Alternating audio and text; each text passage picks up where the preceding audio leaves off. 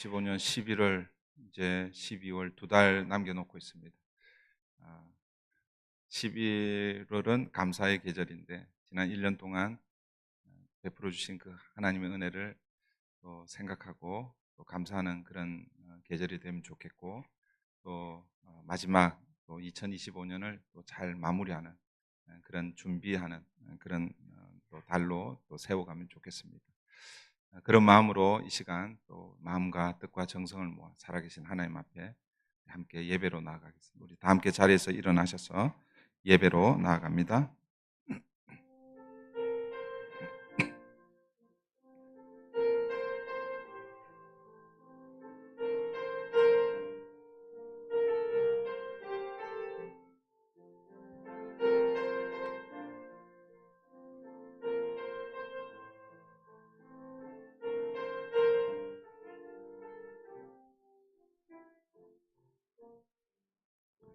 주여, 주는 대대에 우리의 거처가 되셨나이다.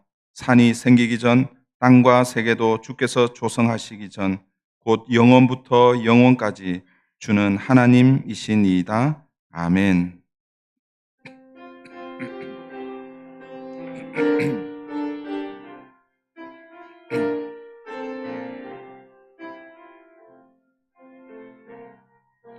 내가 서 있는 곳 어디서나 하나님을 예배합니다. 내가 하나님을 예배하되 하나님을 예배합니다.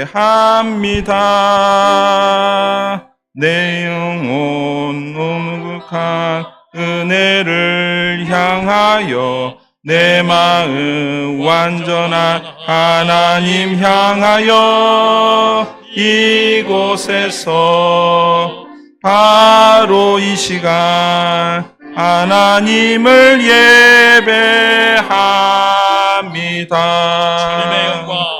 주님의 영광 모든 나라 위에 주님의 영광 온 세계 위에 하늘에 계신 우리 아버지 영광 찬양해. 우리 주님 나라 영원하리라. 우리 주님 뜻은 이루어지리라. 우리 주님 뜻은 이루어지리라. 주님의 영광 주님의 영광 모든 나라 위에 주님의 영광 온 세계 위에 하늘에 계신 우리 아버지 영광 찬양해. 우리 주님 나라 영원하리라. 우리 주님 뜻은 이루어지리라. 이제 지난 한 주간 우리의 삶을 돌아보며 우리의 죄와 허물을 살아계신 하나님 앞에 회개하는 참회의 시간을 갖겠습니다.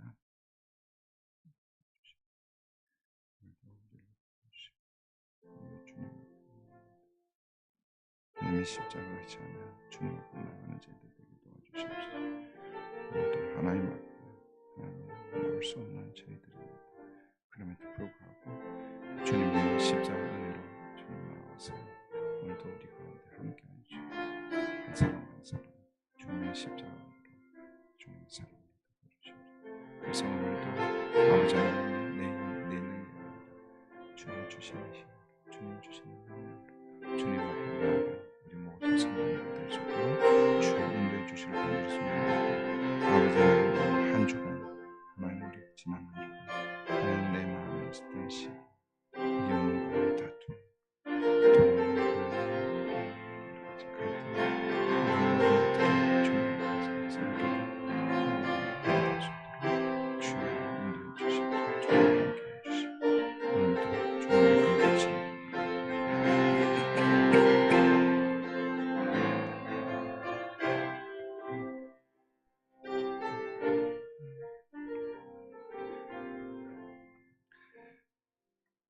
하나님 앞에 정직하게 자신의 죄를 고백하는 자들에게 주시는 하나님의 용서의 말씀입니다. 그러므로 이제 그리스도 예수 안에 있는 자에게는 결코 정죄함이 없나니 이는 그리스도 예수 안에 있는 생명의 성령의 법이 죄와 사망의 법에서 너를 해방하였습니다. 아멘. 전능하사 천지를 만드신 하나님 아버지를 내가 믿사오며 그 외아들 우리 주 예수 그리스도를 믿사오니 이는 성령으로 잉태하사 동정녀 마리아에게 나시고 본디오 빌라도에게 고난을 받으사 십자가에 못 박혀 죽으시고 장사한 지 사흘 만에 죽은 자 가운데서 다시 살아나시며 하늘에 오르사 전능하신 하나님 우편에 앉아 계시다가 저리로서 산자와 죽은 자를 심판하러 오시리라. 성령을 믿사오며 거룩한 공회와 성도가 서로 교통하는 것과 죄를 사하여 주시는 것과 몸이 다시 사는 것과 영원히 사는 것을 믿사옵나이다. 아멘. 자리에 앉으셔서 함께 찬양드립니다.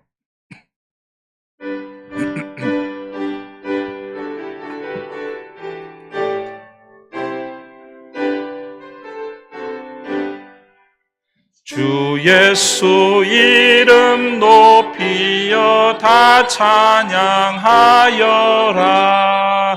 금멸유관을 들여서 만유의 주 찬양. 금멸유관을 들여서 만유의 주 찬양.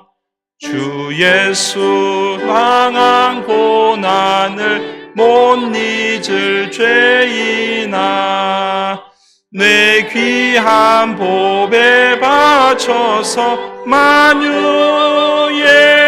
주 찬양.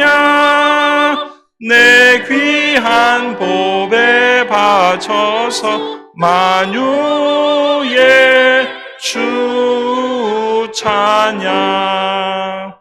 이 지구 위에 거하는 온 세상 사람들 그 크신 위엄 높여서 만유의 주 찬양. 그 크신 위엄 높여서 만유의 주 찬양. 주 믿는 성도 다 함께 주 앞에 엎드려 무궁한 노래 불러서 만유의 주 찬양. 무궁한 노래 불러서 만유의 주 찬양. 아멘.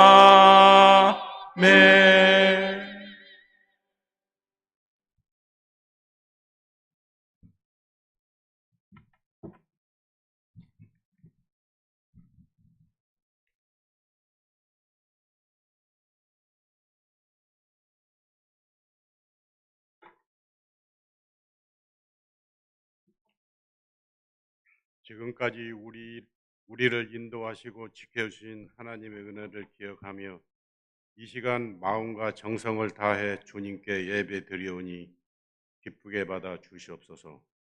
주님, 우리를 세워주시고 각 가정과 교회 그리고 사회에서 주님의 사랑을 실천하는 믿음의 공동체를 삼아 주심에 감사드립니다.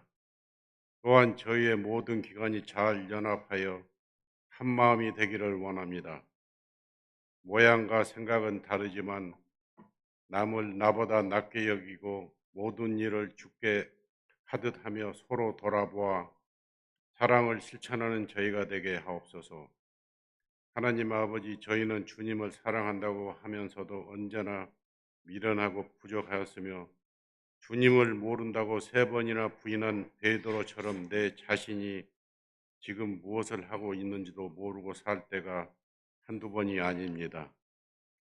생활의 염려로 마음이 둔하여졌고 근심과 걱정과 두려움으로 말씀을 빼앗겼으며 오히려 하나님의 일이 짐이 되었고 모든 염려를 주께 맡기라고 했는데 믿지 못하고 내가 짐을 지고 가는 사서 고생만 하였던 어리석은 죄인입니다. 이 모든 걱정 근심의 죄를 회개하오니 용서해 주시기를 간절히 바라옵니다. 지난주 목사님의 말씀을 통해서 우리를 구원하여 형제로 삼으시고 또 우리를 도우시려고 예수님의 몸소 혈과 육을 입으시고 지으신 십자가는 하나님의 진노와 심판이 쏟아지는 자리에 온몸으로 홀로 감당하셨음을 예수님의 십자가 사건을 통해서 배웠습니다. 주님, 우리의 가정을 축복해 주시고 사랑과 화목이 가득한 가정이 되게 하옵소서. 또한 교회를 위해 기도합니다. 주님의 몸된 교회가 믿음에 굳게 서고 세상을 향해 주님의 사랑을 실천하는 공동체가 되게 하옵소서. 교회가 연약한 이들을 돌보고 어려운 이들에게 희망을 전하며 주님의 복음을 널리 전하는 사명을 잘 감당하게 하옵소서. 오늘도 하나님을 대변하시는 우리 목사님 성령 충만하게 하시고 말씀을 선포하실 때 아멘으로 하답하고 우리들의 삶이 주님을 닮아가는 삶으로 변화되게 하여 주시옵소서. 항상 기도로 브릿지 교회의 문을 여시는 사라 권사님의 건강을 축복하여 주시고 예배를 위하여 수고와 헌신하시는 보이지 않는 손길 예도 함께하여 주시옵소서. 매주 열심히 준비하고 찬양드리는 임마누엘 성가대를 축복하여 주시옵시고 예배를 통해서 주님만 영광받아 주시옵소서. 오늘 하루도 주님의 손에 맡기며 주님의 은혜 안에서 살아가기를 간절히 원하며 예수 그리스도 이름으로 기도드립니다. 아멘.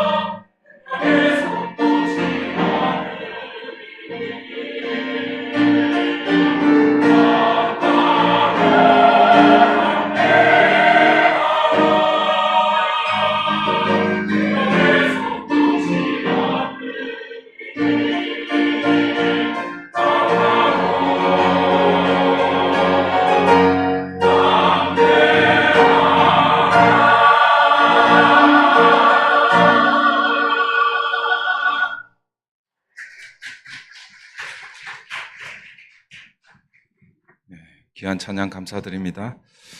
찬양 가사처럼 하나님이 우리를 기억하시고 우리의 마음을 붙들어 주실 줄 믿습니다. 그래서 우리는 뭐요? 강하고 담대할 수 있습니다. 그런 은혜로 한 주간을 살아내는 저와 여러분 되면 좋겠습니다. 오늘 우리에게 주시는 하나님의 말씀 히브리서 3장 1절부터 6절까지입니다. 히브리서 3장 1절부터 6절까지 우리 한 목소리로 봉독하도록 하겠습니다. 신약 성경 355페이지입니다. 히브리서 3장 1절부터 6절입니다. 다 같이 합니다. 그러므로 함께 하늘의 부르심을 받은 거룩한 형제들아, 우리가 믿는 도리의 사도이시며 대제사장이신 예수를 깊이 생각하라.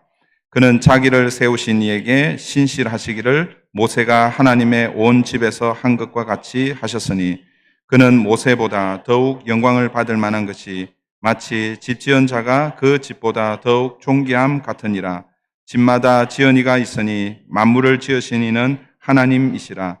또한 모세는 장래에 말할 것을 증언하기 위하여 하나님의 온 집에서 종으로서 신실하였고, 그리스도는 하나님의 집을 맡은 아들로서 그와 같이 하셨으니, 우리가 소망의 확신과 자랑을 끝까지 굳게 잡고 있으면 우리는 그의 집이라. 아멘. 네, 6절까지입니다. 오늘은 예수를 깊이 생각하라라는 제목으로 하나님의 말씀을 함께 나누겠습니다. 히브리서 강해를 시작하면서 히브리서의 독자들이 누구인지, 그리고 그들이 어떤 상황에 놓여 있었는지를 말씀을 드렸습니다. 히브리서를 받는 독자들 누구라고 그랬습니까? 유대인들이라고 그랬는데, 모든 유대인들이 아니라 유대교에서 개종한 유대인 그리스도인들이라고 그렇게 말씀을 드렸습니다. 그리고 그들은 지금 어떤 상황에 처해 있는가? 예수님을 믿음으로 그리스도인들이 되었지만 박해와 고난으로 인해 그들의 믿음이 흔들리고 있었습니다. 그래서 어떤 이들은 다시 유대교로 돌아가려고 하는 그런 유혹을 받고, 또 어쩌면 유대교로 다시 돌아간 그런 사람들도 있었을 것입니다. 그런 그들에게 히브리서 기자는 오늘 우리가 읽고 있는 이 히브리서를 기록하고 그들에게 권면하고 있는 것입니다. 그리고 오늘 본문에서는 1절에서 이렇게 외치고 있습니다. 1절을 보십시오. 그러므로 함께 하늘의 부르심을 입은 거룩한 형제들아, 우리의 믿는 도리의 사도시며 대제사장이신 예수를 깊이 생각하라. 이 말씀을 나중에 다시 설명을 드리겠지만, 예수를 깊이 생각하라는 것은 예수를 떠나려고 하는 그들에게 예수를 한 번 더 생각해 보라는 거예요. 한 번 더 생각해 보면 뭐예요? 예수가 누구신지를 알고 예수를 떠나지 않을 것이다라는 그런 마음으로 지금 권면과 동시에 명령하고 있습니다. 오늘은 1절 이 말씀을 중심으로 하나님의 말씀을 함께 생각해 보려고 합니다. 물론 1절만 설명을 드리는 건 아니고 1절이 굉장히 중요하다, 이런 의미입니다. 여러분, 1절에서 중심 단어가 무엇이겠습니까? 여러 가지가 중심 단어일 수 있습니다. 가장 중심 단어는 예수일 것이고, 그 예수를 일컬어서 사도시며 대제사장이라고 이렇게 얘기합니다. 그러나 예수가 아무리 사도이시고 대제사장이지만 그 예수와 관계가 없으면 아무 의미가 없는 것이죠. 그래서 1절의 중심 단어는 생각하라라는 거예요. 생각하라. 여기서 생각하라라는 말은 단순히 머릿속으로 뭔가를 떠올리는 그런 뜻이 아닙니다. 여기서 생각하라라는 것은 누구를 생각하라는 거예요? 예수를 생각하라라는 그런 의미죠. 그분이 누구신지 그분을 주의 깊게 바라보고 깊이 묵상하고, 그리고 우리의 믿음을 다시 예수님께로 고정시키라라는 그런 의미로서 생각하라, 예수를 생각하라라고 말씀하고 있습니다. 그래서 오늘은 이 생각을 중심으로 몇 가지를 묵상하겠습니다. 몇 가지를 묵상한다고 그러니까 좀 거창한 것처럼 보이는데, 첫 번째는 누가 생각해야 하는가라는 것입니다. 생각의 주체가 누구인가?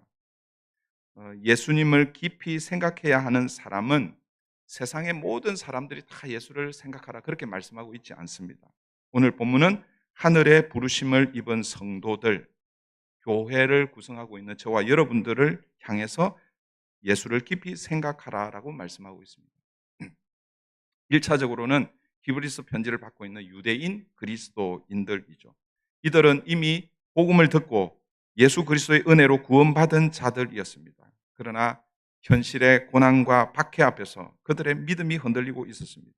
그래서 다시 유대교로 돌아가려고 하고 있었습니다. 그래서 히브리서 기자는 그들에게 이렇게 다시 말하고 있는 거예요. 너희가 받은 그 부르심을 잊지 말라. 너희가 받은 그 부르심은 세상으로부터 받은 부름이 아니라 어디로부터 받은 부름이라는 거예요? 하늘로부터 받은 부름이다. 하늘의 부름을 받았다라는 거예요. 하늘의 부름을 받았다는 것은 결국 뭐예요? 하나님으로부터 받은 부름이다. 하나님께서 불러서 그 하나님의 부름에 응답하여 하나님의 백성, 하나님의 자녀가 되었고, 그리고 지난주에는 맏아들이신 예수와 뭐예요? 형제, 거룩한 형제가 되었는데, 그런 자들을 향해서 오늘 생각하라라고 말씀하고 있습니다. 사랑하는 성도 여러분, 우리 역시 하늘의 부르심을 받은 사람들입니다. 여러분, 세상에 여러 가지 부름이 있죠. 어떤 부름들이 있겠습니까? 세상에서 성공하라는 그런 부름을 우리는 늘 듣고 있습니다. 미디어를 통해서, 뉴스를 통해서 세상에서 성공해야 잘 산다라는 성공으로 부름을 부르고 있습니다. 더 높은 자리로 올라가라는 그런 부름을 받고 있습니다. 세상에서 정직하게 그렇게 예를 들어서 기업을 운영하거나 혹은 비즈니스에서 언제 집을 사고 언제 그렇게 성공할 수 있겠느냐. 세상이 흘러가는 대로 그렇게 따라가라라고 그렇게 우리를 부르고 있습니다. 그러나 여러분, 우리는 그 부름으로 부름받은 자들이 아닙니다. 우리는 하늘로부터 온 부름에 응답한 자들입니다. 그런 의미에서 우리는 세상의 시민이 아니라 하늘나라의 시민입니다. 그러므로 하늘의 부르심을 받은 자로서 우리는 예수님을 다시 생각해야 하고, 그리고 그 예수님께 우리의 시선을 고정시켜야 할 것입니다. 여러분 기억하십시오. 예수님을 생각하는 사람은 누구입니까? 하늘의 부름을 받은 자들입니다. 저와 여러분이 하나님으로부터 부름을 받은 자라는 것을 여러분 기억하십시오. 두 번째는 생각의 내용입니다. 무엇을 생각해야 하는가? 사실 이것이 어떤 의미에서는 히브리서 전체 내용이라고 할 수 있습니다. 무엇을 생각해야 합니까? 예수 그리스도를 생각해야 하는 것이죠. 너무나 뻔한 대답이긴 하지만, 그러나 여러분, 우리는 이 신앙생활이라는 것은 예수 그리스도와 함께 해야 하는 것이지 예수 그리스도를 떼어놓고 신앙생활을 할 수 없는 것입니다. 그런 의미에서 오늘 본문이 예수님을 어떻게 소개하고 있는가? 우리가 생각해야 할 예수님을 오늘 본문은 두 가지로 소개하고 있습니다. 우리의 믿는 도리의 사도시며 대제사장이신 예수, 그 예수를 생각해라 하라라고 그렇게 소개하고 있습니다. 우리가 생각해야 할 예수님을 사도와 대제사장으로 그렇게 소개합니다. 우리는 예수님을 대제사장이라고 그렇게 부르는 것은 익숙하죠. 예수님을 대제사장 대신 예수님. 그런데 예수님을 사도라고 부르는 것은 익숙하지가 않습니다. 보통 사도 그러면 누가 떠오릅니까? 예수님의 제자들이 사도잖아요. 그죠? 예수님의 제자들이 사도이고 그 사도 반열에 학자들마다 조금씩 다르긴 하지만 바나바도 사도 반열에 넣기도 하고, 그 다음에 또 대표적인 사람이 누구입니까? 누구예요? 바울이잖아요. 바울은 예수님의 직접 제자가 아닌데도 불구하고 우리는 바울을 사도라고 이렇게 부릅니다. 그래서 우리가 사도라고 부르면 예수님의 12 제자를, 물론 이제 거기는 가룟 유다는 빠지지만 가룟 유다를 대신해서 맏대아가 이제 들어가게 되죠. 그리고 바나바 혹은 바울 정도, 그 정도로 사도라고 이렇게 부르고 있습니다. 그런데 오늘 본문은요, 예수님을 사도라고 이렇게 부르고 있습니다. 여러분, 사도의 원래 뜻이 무엇이냐면, 사도라는 말은 보내심을 받은 자, 헬라어로는 아포스톨로스라는 그런 뜻입니다. 여러분, 성경 전체에서 예수님을 사도라고 직접 언급한 곳은 오늘 본문이 유일합니다. 그러니까 다른 성경에는 예수님을 가리켜서 사도라고 이렇게 부르지 않는다라는 거죠. 그런데 여러분, 복음서를 유심히 읽어보면 사도라는 말은 사용하고 있지는 않지만 사도의 의미, 보내심을 받은 자라는 그 말은 여러분 그런 뜻으로 이렇게 이해하고 나서 복음서를 읽어보면요, 복음서에는 수없이 많이 예수님을 가리켜서 보내심을 받았다, 나는 보내심을 받았다, 예수님 스스로도 나는 보내심을 받았다라고 이렇게 표현하고 있는 거예요. 특히 어느 복음서에 그 말씀이 많이 나오냐면 요한복음에 많이 나옵니다. 요한복음 3장 17절을 시작으로 요한복음에만 약 한 40번 정도 예수님께서 내가 보내심을 받았다. 보내심을 받으니 보내신 이의 뜻을 이런 표현이 굉장히 많이 나옵니다. 요한복음 3장 17절입니다. 하나님이 그 아들을 세상에 보내신 것은 하나님이 아들 대신 예수 그리스도를 어디에 보내셨다는 거예요? 세상에 보내셨다라고 이렇게 말씀하고 있습니다. 3장 34절 하나님이 보내신 이는 누구라는 거예요? 예수 그리스도라는 것이죠. 그 다음에 4장으로 넘어가면요, 4장 34절에서 예수께서 이르시되 나의 양식은 나를 보내신 이의 뜻을 행하는 것이다. 나를 보내신 이, 하나님께서 나를 보내셨다라는 것이죠. 5장에 넘어가면요, 5장은 절절절마다 보내셨다는 그런 말씀이 많습니다. 5장 23절, 24절, 30절, 36절, 37절, 38절 다 하나님이 나를 보내셨다라고 그렇게 말씀하고 있고, 6장으로 넘어가면 29절, 38절, 39절, 44절, 7장, 8장, 10장, 16장, 17장 요한복음에서만 약 40번 정도 하나님께서 나를 보내셨다라고 그렇게 말씀하고 있습니다. 그런 차원에서 예수님은 하나님이 보내신 사도가 맞다라는 것입니다. 그러면 예수님이 하나님으로부터 보내심을 받은 사도라는 것은 그럼 어떤 의미인가? 예수님이 이 땅에 그냥 오시지 않았다라는 거예요. 보내심을 받았다라는 것은 사실은 심부름 역할을 한다 이런 뜻이죠. 여러분, 누군가를 심부름 보낼 때에 그냥 아무것도 일을 안 시키고 그냥 보내지 않잖아요. 그죠? 뭘 가지고 보내는 거예요? 할 일을 가지고 보내는 거잖아요. 그걸 우리는 사명이라고 이렇게 부릅니다. 그러니까 예수님은 이 땅에 하나님으로부터 보내심을 받았는데 그냥 오신 것이 아니라 하나님의 사명을 가지고 이 땅에 오셨다라는 그런 의미입니다. 그러면 무슨 사명을 가지고 예수님께서 이 땅에 오셨습니까? 어떤 사명을 가지고 오신 것입니까? 그게 바로 대제사장의 사명을 가지고 오셨다라는 것입니다. 대제사장의 역할을 감당하기 위해서 예수님께서 이 땅에 오신 것입니다. 그래서 우리가 믿는 도리라는 것은 우리가 믿는 진리, 우리가 믿는 것은 그런 뜻입니다. 우리가 믿는 것은 무엇입니까? 여러분들은 무엇을 믿고 있습니까? 여러분 교회를 믿습니까? 교회 목회하는 목사를 믿습니까? 아니면 교회가 부흥하고 성장하는 것을 믿습니까? 여러분 무엇을 믿습니까? 무엇을 믿어요? 예수님을 믿는 거잖아요. 예수님. 여러분 우리가 믿는 것은, 우리가 믿는 진리, 우리가 믿는 도리는 예수님입니다. 그런데 오늘 히브리서 기자는 그 예수님을 어떻게 설명하고 있습니까? 우리가 믿는 도리는 사도시고 대제사장 대신 예수라고 그렇게 말씀하고 있는 것입니다. 사랑하는 성도 여러분, 예수님은 사도이십니다. 하나님의 보냄을 받은 사도이십니다. 보냄을 받았다는 것은 결국 뭐예요? 사명을 가지고 이 땅에 오셨다는 것입니다. 근데 어떤 사명을 가지고 오셨다는 것입니까? 대제사장의 사명을 가지고 오셨습니다.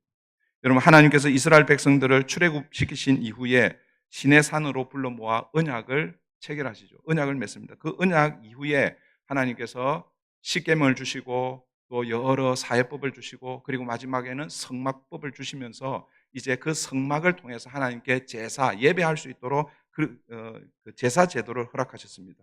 여러분, 그 제사를 관장하는 사람이 바로 제사장입니다. 제사장의 역할은 동물을 잡아서 제사를 드리는 것을 통해서 이스라엘 백성들이 애굽에서 출애굽할 수 있었던 것은 무엇 때문이라는 거예요? 그 제사를 바라보면서 무엇 때문에 우리가 출애굽했다라는 것을 확인하는 것입니까? 어린 양의 희생, 제물의 희생을 통해서 하나님께서 우리를 출애굽시키셨구나.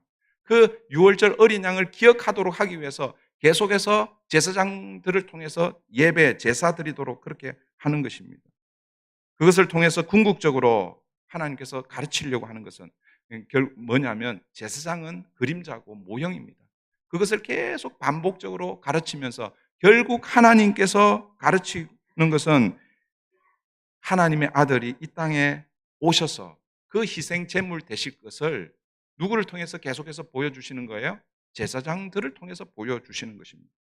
그 중에서도 대제사장의 가장 중요한 임무는 대속죄일, 7월 10일 대속죄일에 짐승의 피를 가지고 지성소에 들어가서 속죄소 앞에 피를 뿌리는 것을 통해 백성의 죄를 속하는 1년에 한 번 있는 그 일을 누가 맡아서 하는 거예요? 대제사장이 하는 거예요. 대제사장이 백성들의 죄를 짊어지고 사실은 짐승의 피를 가지고 지성소 안으로 들어가서 그 언약궤 지성 그 속죄소에 피를 뿌리는데 사실은 그 의미는 뭐냐면 대제사장이 이스라엘의 모든 백성들의 죄를 대신 짊어지고 그 지성소 안으로 들어가서 피를 뿌림으로 하나님의 은혜, 시恩좌, 하나님의 은혜가 선포되는, 베풀어지는 그것을 누가 관장했다는 거예요? 대제사장이 한다라는 거예요. 바로 예수님께서 하나님의 보내심을 받은 사도로서 이 땅에 오셔서 그 대제사장 역할을 하신 것입니다. 그래서 예수님을 우리는 오늘 히브리서 기자는 예수님을 일컬어서 사도라고 부르시고 그리고 대제사장이라고 그렇게 부르고 있는 것입니다. 그런데 여러분 예수님을 사도와 대제사장으로 부르는 또 다른 이유가 있습니다. 그것은 오늘 이제 2절 이후부터 6절까지 모세와 비교하기 위해서입니다. 여러분 1장, 2장에서는 예수님을 누구와 비교했습니까? 누구와 비교했어요? 천사와 비교했잖아요. 왜 천사와 비교했습니까? 당시 유대인들이 천사를 특별한 존재로 그렇게 여기고 그리고 심지어는 천사를 숭배하기까지 했잖아요. 그래서 예수님과 천사를 비교하면서 뭐예요? 누가 천사를 향해서 내 아들이라고 한 적이 있느냐? 오직 하나님 예수 그리스도에게 아들이라고 불렀고 천사는 부리는 영이고 부리는 종이고 아들이 맏아들로서 그 역할을 한다라고 그렇게 우리가 1장, 2장을 통해서 전체적으로 보았습니다. 그런데 여러분 오늘 본문에서는 예수님을 누구와 비교하고 있습니까? 모세와 비교하고 있습니다. 예수님을 모세와 비교하고 있다는 이것은 무엇을 의미하냐면 결국 유대인들에게 있어서 모세가 어떤 존재인지를 간접적으로 보여주고 있는 것입니다. 유대인들에게 있어서 가장 중요한 것 중에 하나가 무엇일까요? 유대인들에게 있어서 가장 중요한 것 성막, 성전이 중요하죠. 그렇죠? 그리고 또 중요한 게 율법입니다. 율법. 그래서 그 로마서에서 보면 이 유대인들이 이방인들보다 이 자랑거리로 여긴 것이 다른 이방 민족들에게는 하나님께서 율법을 주시지 않았는데 우리 유대인들에게 하나님께서 율법을 주셨다라는 그것을 아주 자랑스럽게 여기고 그것 때문에 선민 사상에 어떤 의미에서는 찌들어서 결국 그것이 그들을 망하게 하죠. 근데 그들에게는 율법이 그렇게 중요한 것입니다. 그런데 그 율법을 누구를 통해서 받은 거예요? 모세를 통해서 받은 거예요. 지금도 유대인들은요, 율법이 사실은 헌법과 우리 모든 나라의 헌법이 있잖아요. 그죠? 헌법이 가장 최고의 법이잖아요. 유대인들에게는 이 율법이 헌법과 같은 그런 역할을 하고 있습니다. 그래서 여러분, 자연히 모세를 위대한 사람으로 그렇게 섬길 수밖에 없는, 그렇게 여기게 된 것입니다. 뿐만 아니라 그런 모세가 어떤 의미에서는 구약의 사도 역할을 했고 그리고 또 대제사장 역할을 했습니다. 여러분 하나님께서 430년 동안 애굽에서 그 노예 종살이하고 있을 때에 하나님께서 누구를 세우십니까? 모세를 세우잖아요. 모세를 부르십니다. 그리고 그 모세를 어디로 보내십니까? 애굽으로 보내는 거예요. 그러니까 어떤 의미에서 구약의 사도라고 하면 모세가 구약의 사도 역할을 하는 것이죠. 하나님께서 모세를 애굽 왕 바로에게 보내는 것입니다. 애굽의 종되었던 이스라엘 백성들을 구원하기 위해서 하나님께서 모세를 바로에게 보내셨습니다. 그런 의미에서 모세도 구약의 사도였다라고 할 수 있습니다. 그리고 모세는 대제사장 역할을 했습니다. 물론 모세 당시 공식적으로 대제사장은 누구였습니까? 모세의 형 아론이 대제사장, 사실은 아론이 1대 대제사장입니다. 그러나 여러분 많은 학자들은 모세를 스페셜 프리스트, 특별한 대제사장으로 그렇게 여겼습니다. 왜냐하면 모세는요 성막을 짓고 나서 그 성막은 누가 관장하는 거예요? 제사장 아론의 후손 제사장들이 관장하는 거예요. 그런데 여러분 그 말씀을 성경 모세오경을 읽어보면 모세는 누구의 방해도 없이 그 성막을 마음대로 드나드는 거예요. 하나님 부르시면 회막으로 들어가서 하나님과 독대하고 하나님 말씀을 듣고 그렇게 하는 거예요. 그런 차원에서 모세를 특별한 대제사장으로 그렇게 학자들은 여기고 있습니다. 그래서 히브리서 기자는 구약의 사도요 대제사장이었던 이 모세와 비교하기 위해서 예수님을 깊이 생각하라라고 이렇게 말씀하실 수도 있는데 예수를 어떻게 표현하고 있습니까? 우리의 사도시며 대제사장 대신 예수라고 그렇게 예수님을 묘사하고 있는 것입니다. 그러면 예수님께서 모세보다 뛰어나신 점이 무엇입니까? 2절부터 6절에 모세와 예수님을 비교하면서 예수님이 뛰어나심을 소개해주고 있습니다. 먼저 2절입니다. 2절 보십시오. 그는 자기를 세우신 이에게 신실하시기를 모세가 하나님의 온 집에서 한 것과 같이 하셨으니, 2절 말씀은 예수님도 모세도 하나님의 온 집에 똑같이 신실했다라고 이렇게 말씀하고 있습니다. 이 옛날 성경은 충성했다라고 이렇게 표현하고 있는데, 이제 새로 번역된 개역 개정은 신실했다라고 이렇게 이제 번역을 하고 있습니다. 이 2절만 보면 예수님도 모세도 하나님의 집에서 신실한 사람으로 그렇게 충성했다라고 이렇게 표현하니까 모세와 예수님이 똑같은가 이렇게 생각할 수 있습니다. 그러나 3절 이후부터 모세와 예수님과의 차이가 등장하죠. 예수님이 모세보다 우월하시다라는 것을 3절부터 6절에서 설명하고 있습니다. 먼저 3절 4절 보십시오. 3절 4절입니다. 그는 모세보다 더욱 영광을 받을 만한 것이 마치 집 지은 자가 그 집보다 더욱 존귀함 같으니라. 집마다 지은 이가 있으니 만물을 지으신 이는 하나님이시라. 집을 지은 자가 집보다 존귀한 것처럼 이렇게 설명하고 있습니다. 우리는 여러분 집이 없는 사람은요, 집을 가지게 되면 얼마나 큰 기쁨인지 몰라요. 그런데 성경은 이렇게 얘기하고 있는 거예요. 그 집보다 집을 지으신 이가 더 존귀하다라고 이렇게 말씀하고 있습니다. 그것처럼 예수님을 모세와 비교해서 설명하고 있다라는 것이죠. 그러니까 이게 어떤 의미냐면 예수님은 집을 지으시는 분이시고 모세는 그 집에서 종으로 일하는 사람, 일하는 자다라는 그런 의미입니다. 그러니 집을 지은 자가 집보다 더 존귀한 것처럼 그 집에서 일하는 사람하고는 비교할 수 없다라는 그런 의미죠. 사실은 예수님과 우리 1장, 2장을 통해서 예수님과 천사를 비교할 수 없는데, 그런데 그 당시 유대인들이 천사를 그렇게 높이니까 어쩔 수 없이 예수님과 천사를 비교한 거잖아요. 그죠? 마찬가지로 모세와 예수님을 비교할 수가 없습니다. 그런데 사람들이 모세를 그렇게 존경하고 그렇게 율법을 중요하게 여기니까 예수님과 모세를 비교하는 거예요. 그런데 비교 처음에 예수님은 집을 지은 자고 모세는 그 집에서 일하는 자, 종이다라고 이렇게 설명하고 있습니다. 그러니까 뭐예요? 비교 대상이 되겠습니까? 비교가 안 된다는 그런 의미입니다. 여러분, 모세도 비록 이스라엘을 다스렸던 탁월한 지도자였음은 틀림없습니다. 그러나 그는 집을 짓는, 집을 세우는 자가 아니라 그 집에서 종으로 일하는 자이고, 그리고 그 이스라엘이라는 그 집도 사실은 뭐예요? 그 이스라엘을 통해서 하나님께서 어떻게 온 인류를 구원하실지 그림으로 보여준 모형이고 그림자라는 거예요. 진짜 집은 누가 오셔서 지으시겠다는 거예요? 예수님께서 오셔서 새로운 이스라엘, 뉴 이스라엘을 지으시겠다라는 거예요. 그 그림자 모형을 누가 보여주고 있다라는 것입니까? 모세가 그렇게 보여주고 있다는 거예요. 그래서 여러분, 앞으로 하나님의 집을 지을 자를 모세는 증언하는 자라고 그렇게 설명하고 있습니다. 여러분, 그 말씀이 5절입니다. 5절 말씀 보십시오.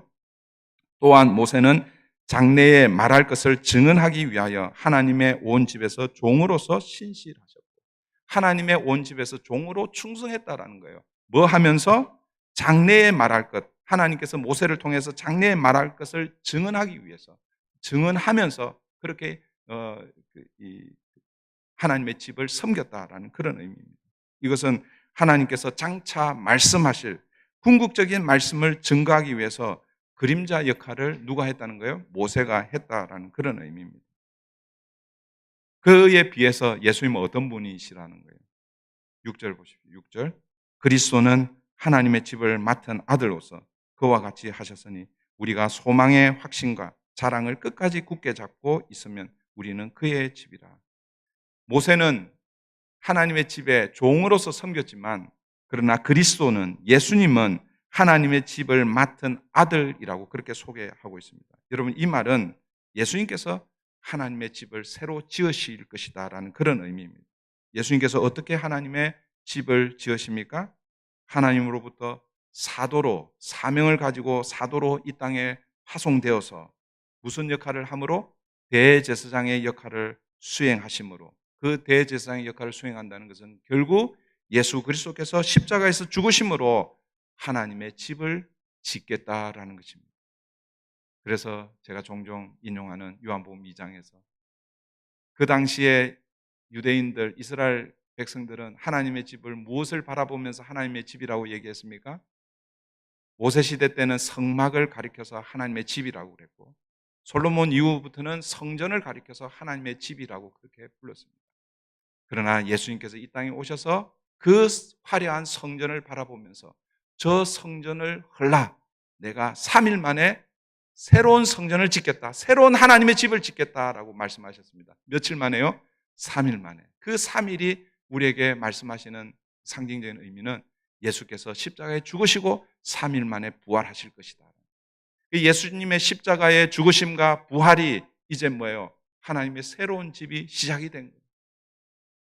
그러니까 제가 지난 주 중에 목요일 날 마켓에서 전도를 하고 있는데 어떤 분이 제가 이렇게 명함을 나눠주고 하는데 유심히 보면서 제게 다가오더라고요.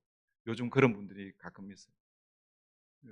지난 화요일 날, 수요일이죠. 수요일 날 제가 우리 수요 캠퍼스 전도 끝나고 나서 그날따라 그 목요일 새벽 예배가 일찍 좀 준비가 돼가지고 제가 3주 정도 마켓 전도를 못 갔잖아요. 그래서 수요일 날 이렇게 갔습니다. 수요일 날도 가서 한 1시간 반 정도 했는데 그때 이상한 사람을 만났어요. 그래서 저한테 와가지고 하늘의 이치 막 그러면서 막 설명을 하더라고요. 요즘 그런 사람들 좀 만납니다. 그런데 지난 목요일 날 어떤 사람을 만났냐면 이스라엘을 연구하시는 분을 만납니다. 제가 보니까 성막의 도 같은 사람이에요. 어느 교회에서 성막 강의를 1년 반 동안 하고 있다. 그러면서 저보고 이스라엘의 구원을 어떻게 생각하느냐 그렇게 묻더라고요.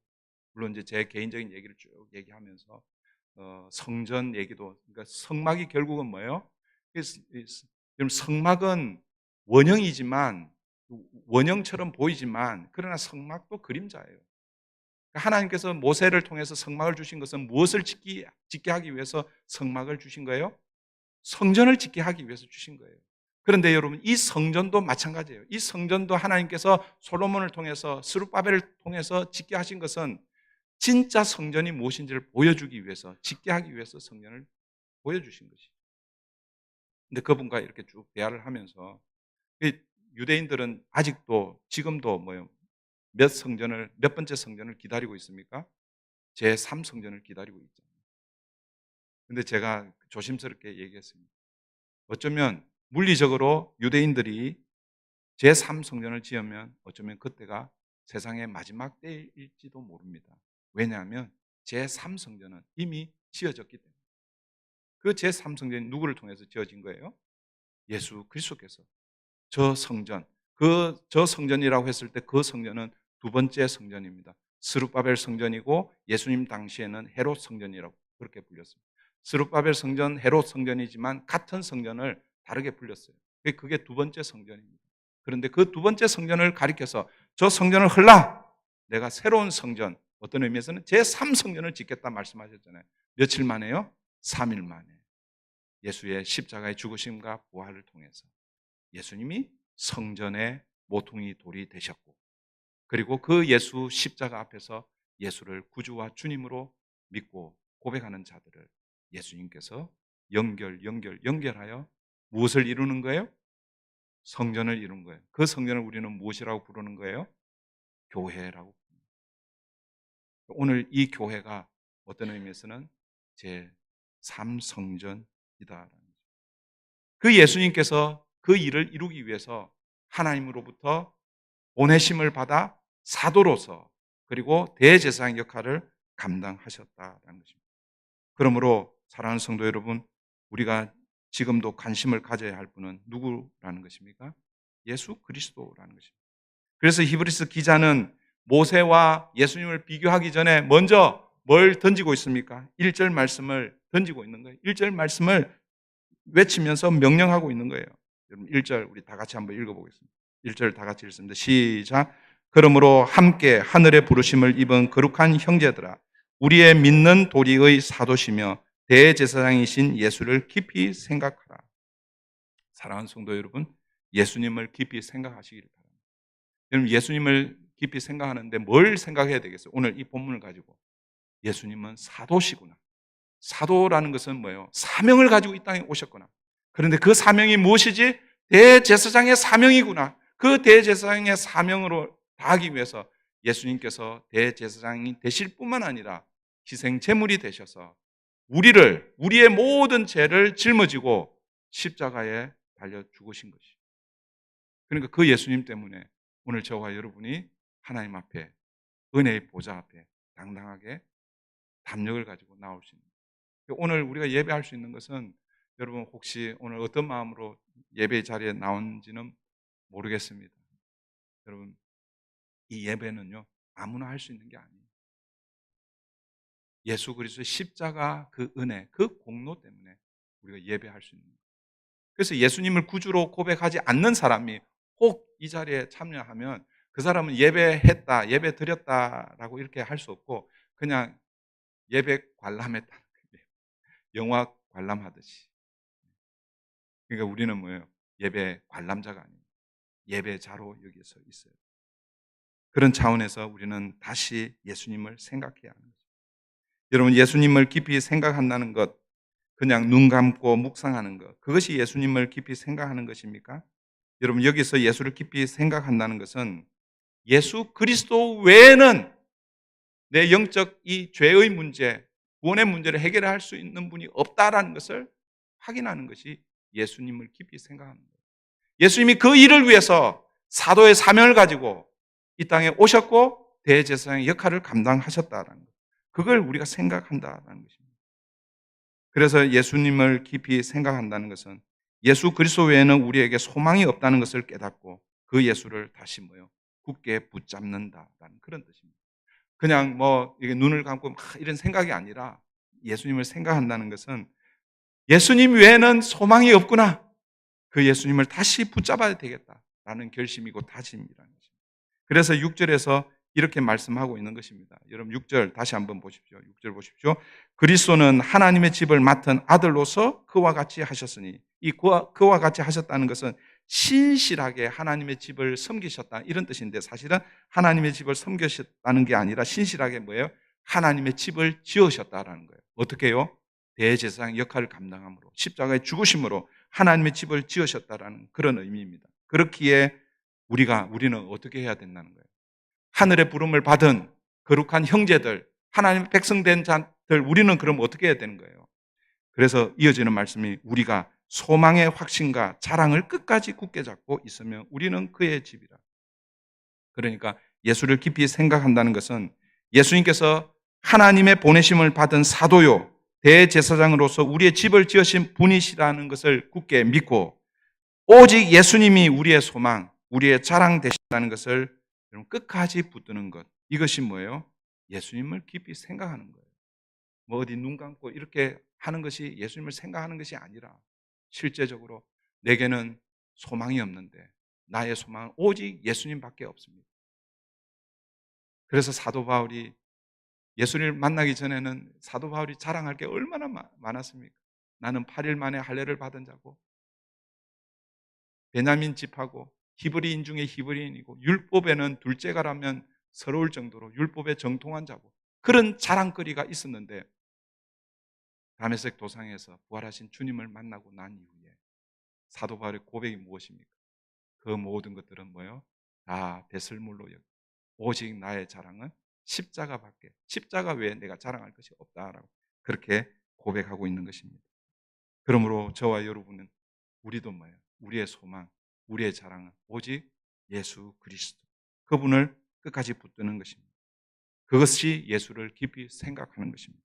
그럴 때 우리는 그의 집, 하나님의 집, 교회가 되어가는 거예요. 그래서 여러분, 교회 다니지 말고 교회가 되라라는 그런 말이 있습니다. 참 의미 있는 말. 우리는 우리 교회 다닌다 이렇게 얘기하잖아요. 교회 다닌다라는 이 말은 뭐예요? 교회를 어떤 장소적인 개념으로 여기는 거예요. 그래서 그 교회에 다닌다라고 이렇게 생각하는 거예요. 그런데 하나님은 우리가 하나님의 집이 되기를 원하십니다. 우리가 교회가 되기를 원하십니다. 우리가 성전이 되기를 원하십니다. 우리가 교회가 되고 성전이 되는 것은 성령이 우리 안에 거하실 때 우리 하나님의 집으로 거듭나는 줄 믿습니다. 그런데 오늘 본문은 뭐라고 말씀하고 있습니까? 우리의 소망의 확신, 자랑을 끝까지 붙들 때에 우리가 그의 집이 된다라고 말씀하고 있습니다. 사랑하는 성도 여러분, 이제 말씀을 맺습니다. 저와 여러분은 하늘의 부르심을 받은 거룩한 형제들이고 하나님의 백성들입니다. 그리고 예수님은 그 일을 이루기 위해서 이 땅에 보내심을 받은 사도요, 또 친히 희생 제물이 되어주신 대제사장이십니다. 우리의 사도시며 대제사장 되신 예수를 깊이 생각하십시오. 깊이 생각한다는 것은 그분만이 우리의 유일한 소망이고 자랑이다라는 것을 붙드는 것입니다. 다시요, 어디 가가지고 눈 감고 생각하는, 그게 예수님을 깊이 생각하는 것이 아니라 그 예수님이 하나님의 보내심을 받은 사도이시고, 사도는 분명히 사명이 있는데 그 사명은 이 땅에서 십자가에서 죽으시는 사명이고, 그 예수님이 십자가에서 나를 위해서 죽으신 것을 믿고 그분만이 나의 유일한 소망이고 그분만이 우리의 유일한 자랑이고, 그것을 놓지 않는, 그때 우리를 하나님의 집으로, 하나님께서 우리와 함께 해 주신다고 말씀하고 있습니다. 근데 오늘 이 말씀을 오해하시면 안 됩니다. 우리가 붙들 때 하나님께서 우리를 그렇게 만들어 주신다고 이렇게 표현되어 있지만, 그러나 그 일을 누가 하신 거예요? 하나님께서 하신 것이죠. 하나님께서 우리를 붙들어 주셔서 하나님의 집으로 세워 가시는 줄 믿습니다. 여러분 하나하나가 하나님의 집의 벽돌 하나하나입니다. 그래서 우리가 함께 하나님 집을 세우고, 여기는 연약한 벽돌도 있을 거예요. 그 연약한 벽돌이 있으면 거기에 뭐 어떻게 해야 되겠어요? 거기에 시멘트를 좀 더 발라주고 더 이렇게 기초를 더 다지고 이렇게 해야 될 거 아니에요. 시멘트를 바른다는 게 그 사람을 위해서 긍휼한 마음을 가지고 기도하고 그렇게 하는 거예요. 여러분 집에 혹시 뭐가 어디 누수가 생기고 어디 뭐 허물어지고 그러면은 아이고 잘 됐네, 뭐 그렇게 하시는 분 있습니까? 없죠, 그죠? 거기 왜 이런가 이렇게 하고 거기 더 이렇게 단도리를 하고 하는 거예요. 우리 교회 공동체가, 우리는 언제나 뭐야, 위험에 다 노출되어 있어요. 말 한마디가 다 위험에 다 노출되어 있어요. 목사도 그렇고 여러분들도 그렇고 다 그렇게 되어 있어요. 그런데 그럴 때마다 누군가가 엎드려서 기도하고 시멘트를 바른다는 게 기도, 그렇게 하는 거예요. 그럴 때에 든든한 하나님의 집으로 세워질 줄 믿습니다. 함께 하나님 집을 세워가는 저와 여러분 되기를 바랍니다. 기도하겠습니다. 좋으신 하나님 감사합니다.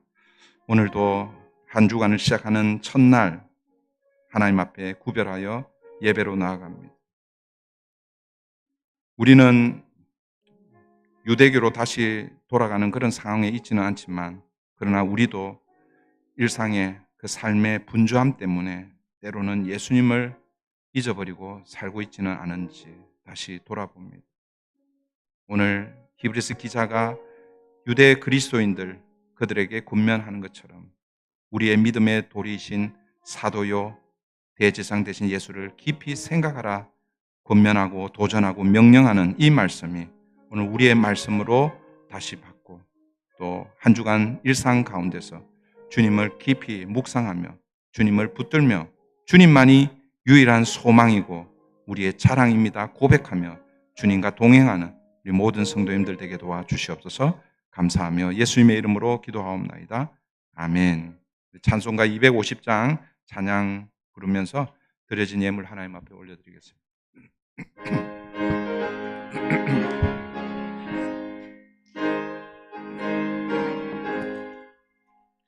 구주의 십자가 보혈로 죄 씻음 받기를 원하네. 내 죄를 씻으신 주 이름 찬송합시다. 찬송합시다. 찬송합시다. 내 죄를 씻으신 주 이름 찬송합시다. 죄악을 속하여 주신 주, 내 속에 들어와 계시네. 십자가 앞에서 주 이름 찬송합시다. 찬송합시다. 찬송합시다. 내 죄를 씻으신 주 이름 찬송합시다. 주 앞에 흐르는 생명수, 날 씻어 정하게 하시네. 내 기쁨 정성을 다하여 찬송합시다. 찬송합시다. 찬송합시다. 내 죄를 씻으신 주 이름 찬송합시다.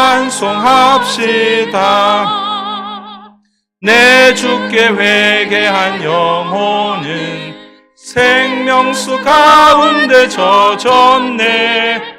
흠없고 순전한 주 이름 찬송합시다. 찬송합시다.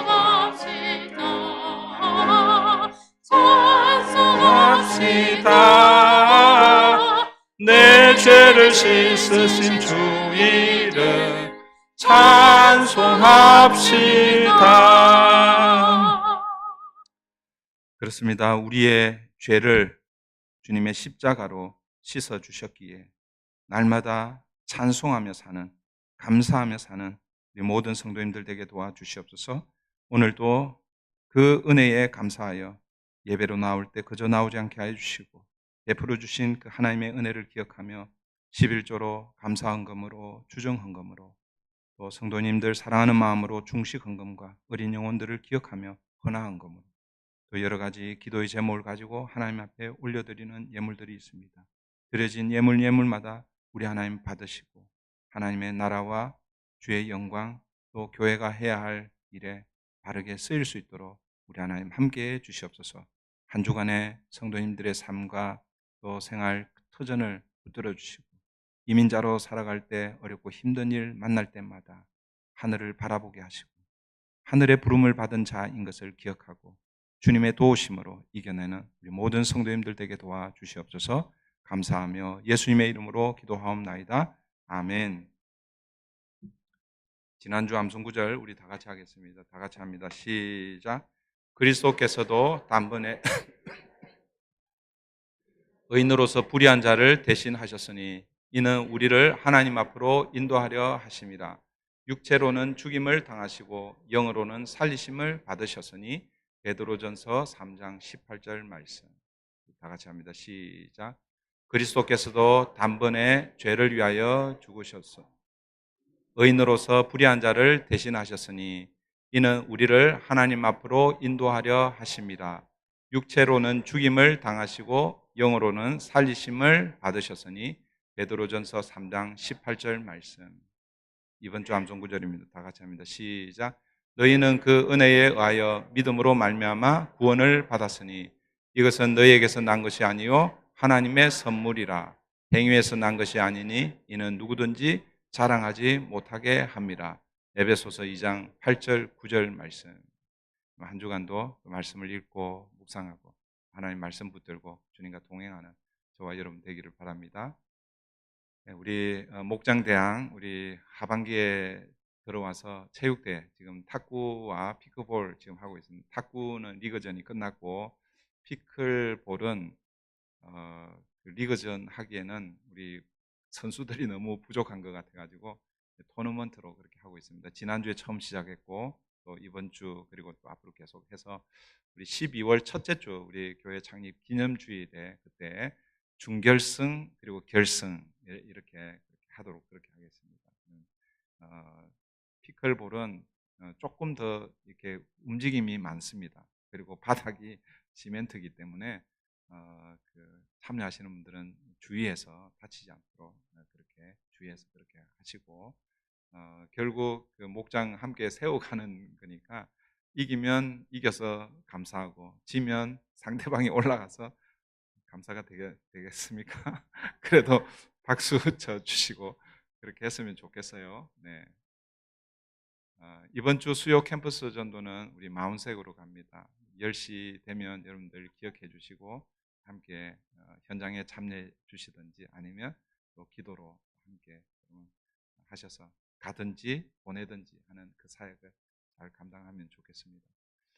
이번 추수감사 주일 날도 우리 지난 상반기 때 우리 부활 주일 날 했던 것처럼 정교인 우리 교회 성도님들은 정교인 출석 주일입니다.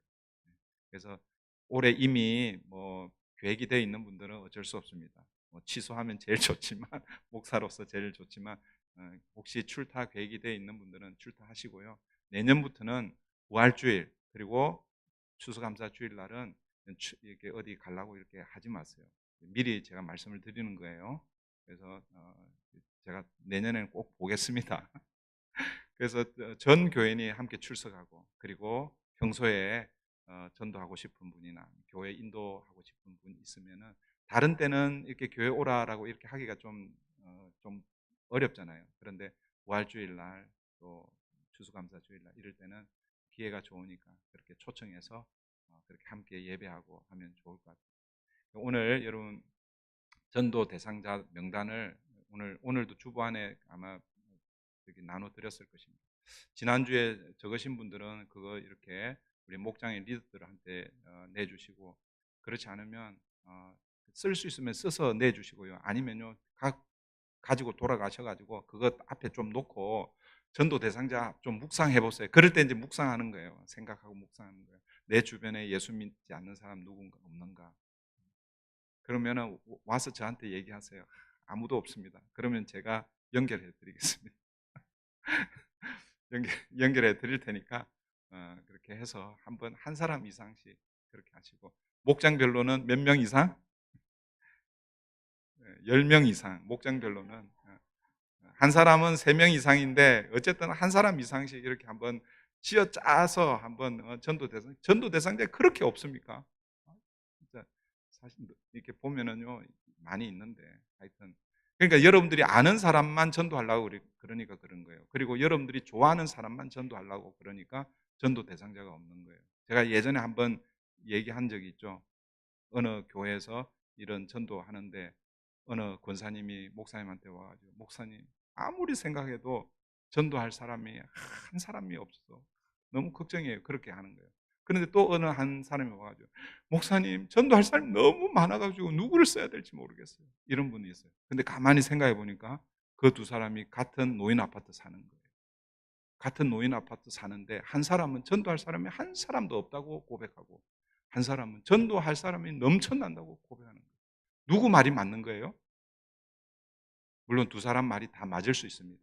근데 이 사람은요, 자기가 아는 사람만 전도하려고 그러는 거예요. 그러니까 자기가 아는 사람 보니까 다 교회 다니는 거예요. 그리고 자기가 좋아하는 사람만 전도하려니까 좀 싫어하는 사람 생각해 보니, 아유, 저 사람. 그러니까 전도 대상자가 안 되는 것이죠. 네. 여러분, 전도는 그렇게 하면 안 되는 거예요. 여러분이 좋아하든, 싫어하든, 그리고 심지어는 모르는 사람까지. 여러분, 식당에 가면 여러분 섬기는 그 웨이터나 혹은 웨이트리스 그런 사람들 이번 기회에 한번 물어보세요. 이렇게 식당에 일부러 한번 가가지고 이렇게 서빙 할 때 혹시 교회 다니시냐 이렇게 뭐 교회 다닌다 그러면 그러시냐고 저는 브릿지 교회 다닌다고 이 교회 신앙생활 잘하라 이렇게 얘기하고 탁 끝내면 돼요. 근데 혹시 교회 안 다닌다 그러면 그러시냐고 그러면 그 사람은 뭐요? 전도 대상자가 됩니다. 그리고 집중적으로 그 식당에 외식할 일이 있으면 그 식당에 가가지고 그 사람의 서비스를 받으면서 그 사람에게 관심을 그렇게 해서 연결해서 그게 전도 대상자가 되는 거예요. 아시겠죠? 두 사람밖에 못 알아들어. 제가 다시 설명합니다. 다시. 네, 그렇게 해서 같이 이번에 좀 하면 좋겠고요. 우리 그 돼지 저금통, 우리 네팔 단기 선교를 시작으로 해서 돼지 저금통 이렇게 모금 활동을 했는데 현재까지 1,920원, 아니 1,920원이 아니 1,920달러가 모금이 됐습니다. 얼마나 귀한지 모릅니다. 다 우리 지금 보니까 입구에 또 저금통이 빈 통이 이렇게 있습니다. 자기 이름 확인하셔서 가지고 가셔서 괜찮아요. 코인 뭐 페니도 괜찮아요. 이렇게 모으셔가지고 나중에 가져오면 우리 때카테 그리고 또 우리 다른 애리조나든 어디든 선교하는데 함께 하고요. 어제 우리 선교기금 마련 골프 대회를 했는데 이번에 참여 인원이 사실은 좀 적었습니다. 준비 기간도 좀 짧기도 하고. 그런데 제가 보니까요, 작년에 1,300 얼마 했는데 인원도 적고 준비도 적었는데도 850불이 모금이 됐어요. 너무너무 감사하더라고요. 근데 보니까 골프 대회에 참여하지 않는데도 이렇게 잔조금으로 선교 기금으로 쓰라고 그렇게 헌금하신 분들도 계시고, 또 점심을 이렇게 정성스럽게 준비하셔가지고 그렇게 하셨어요. 여러분 그 골프 대회 해비내 가지고 하면요, 거기 그린피하고 그다음에 식사 이렇게 하면 남는 거 없습니다. 그런데 여러분들이 이렇게 도와주셔가지고 830불이 모금됐습니다. 내년에는 우리 당회 또 우리 리더들하고 의논해가지고 2번을 할까 생각 중입니다. 봄에 한 번 하고 또 가을에 한 번. 그렇게 해서 다른 목적이 아니라 전도하고 또 선교하고 하는 그 일을 위해서 그렇게 좀 했으면 좋겠다 이런 생각이 있습니다. 참여해 주셔서 감사하고요. 계속해서 리사이클 적어도 한 2달에 한 번씩 한 130불에서 150불 이렇게 여러분들이 수고해서 그렇게 되거든요. 그게 조금씩 모여서 지금 우리 때카테에 1,500불 건축원금을 이렇게 보냈습니다. 3번에 걸쳐서. 지금 우리가 볼 때는 너무 좀 초라하게 보이는데 그 사람들에게는요, 그게 너무너무 좋은 거예요. 3층으로 올리고 있어요. 3층으로. 1층은 뭐 교육관, 우리 아동부, 그리고 2층은 게스트룸, 그리고 3층은 그 3층 얘기 듣고 제가 놀랐습니다. 라디오 스테이션을 지금 준비하고 이미 그 주파수는 확보를 해놓았대요. 그래서 이제 거기서 그 목사님 설교를 이제 방송하기도 하고 그렇게 하는 거예요. 얼마나 놀라운 일입니까? 그 교회 보면요, 너무 열악한데도 그 일들을 꿈을 가지고 하니까 그 일을 하는 것 같아요. 여러분들이 리사이클링하고 하는 것 이것 가지고 그렇게 하고 있습니다. 그래서 여러분 참여해 주셔서 감사하고요. 오늘 우리 교회 방문하신 분 계십니다. 지난번에 우리 토요일 새벽 예배 한번 방문하셨는데 주일 예배 이렇게 오셔서 감사합니다. 우리 박미자 우리 집사님 잠깐 일어나시면 환영하겠습니다. 네, 감사합니다. 그리고 김미경 우리 집사님이신가요? 네, 일어나시면 네, 감사합니다. 네. 그리고 우리 차군사님 아들 차문건 우리 오랜만에 왔는데 네. 네, 오늘 피클볼 선수로 용병으로 잠시 왔다는 얘기 들었습니다. 네, 이번 계기로 좀 매주 왔으면 좋겠어요. 네, 이겨가지고 계속 이렇게 와서 경기하고 그러면서 우리 청년부하고 EM에 좀 잘 이렇게 정착하면 좋겠어요. 우리 다 함께 잠깐만요. 지난번에 우리 한번 그 인사를 소개시켜 드렸는데 우리 정식으로 이제 소개하겠습니다. 우리 반주자가 11월부터 지난번에 한번 왔을 때는 한번 선보이고 우리 당회 인터뷰하고 결정하고, 그리고 지난주에는 우리 개인 일이 사정이 있어서 참석을 못하고요. 이번 주부터 이제 우리 반주자로 그렇게 사역하는 우리 박한나 우리 반주자 인사.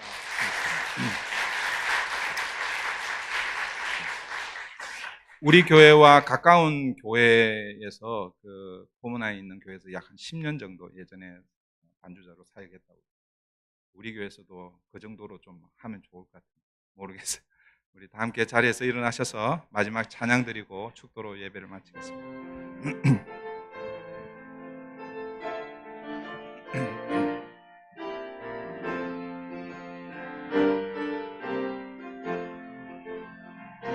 우리는 주의 백성이오니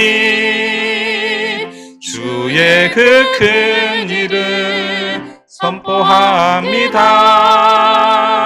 이곳 어두운 세상에 빛으로 부르셨네. 주의 얼굴 구할 때 하소서. 교회를 세우시고 이 땅 고쳐주소서. 주님 나라 임하시고 주 뜻 이루어지이다. 교회를 세우시고 이 땅 고쳐주소서. 주님 나라 임하시고 주 뜻 이루어지이다. 이제는 우리의 구주가 되시는 예수 그리스도의 은혜와 하나님 아버지의 그 크신 사랑과 성령 하나님의 감화 감동 교통하심이 오늘도 말씀을 붙들고 세상을 향해 나아가는 사랑하는 성도들과 그 가정과 일터 위에 오늘도 복음을 전하고 생명을 살리는 선교사님들과 그 선교 현장 위에 이제로부터 영원토록 함께 하시기를 간절히 축원하옵나이다. 아멘.